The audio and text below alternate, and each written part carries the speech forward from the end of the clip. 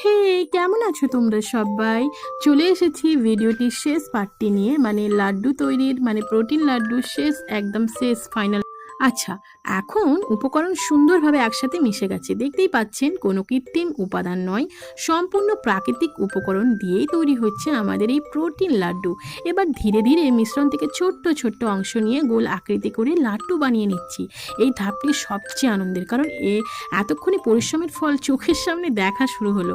প্রতিটি লাড্ডুর মধ্যে রয়েছে খেজুরের প্রাকৃতিক মিষ্টতা, কাজু ও কাঠবাদামের পুষ্টি, তিলের উপকারিতা ও বিভিন্ন সিডসের শক্তি।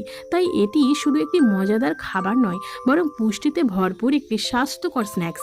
বর্তমান সময়ে আমরা অনেকেই বাজারের বিভিন্ন প্রসেস ফুড খাবার খেয়ে থাকি, কিন্তু ঘরে তৈরি এমন পুষ্টিকর খাবার আমাদের শরীরের জন্য অনেক বেশি উপকার, তাই না?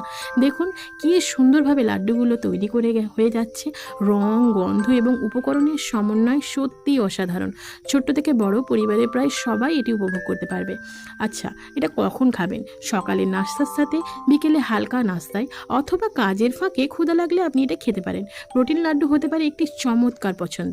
সবচেয়ে ভালো বিষয় হলো এটি তৈরি করতে খুব বেশি ঝামেলা লাগে না, কিন্তু কিছু ভালো মানের প্রাকৃতিক উপকরণ আর তার সামান্য সময় দিলেই ঘরে তৈরি করা যায় এমন পুষ্টিকর খাবার।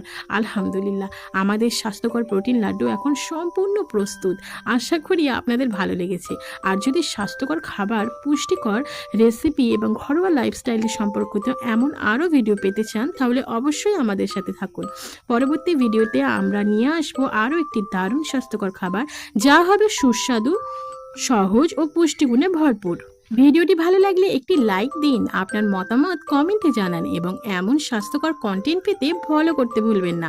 আল্লাহ হাফিজ, দেখা হবে পরবর্তী ভিডিওটি। আজ তবে আসি, আবার একটি নতুন রেসিপি নিয়ে আপনাদের সঙ্গে গল্প করতে আমি আসবো। আমি কিন্তু আপনাদের সঙ্গে গল্প ছাড়া থাকতেই পারি না, জানো তো। তো ভিডিওটি ভালো লাগলে জানিও কমেন্টে, কিন্তু এরকম লাড্ডু পেতে আমাকে ডিএম করতে ভুলো না। টাটা।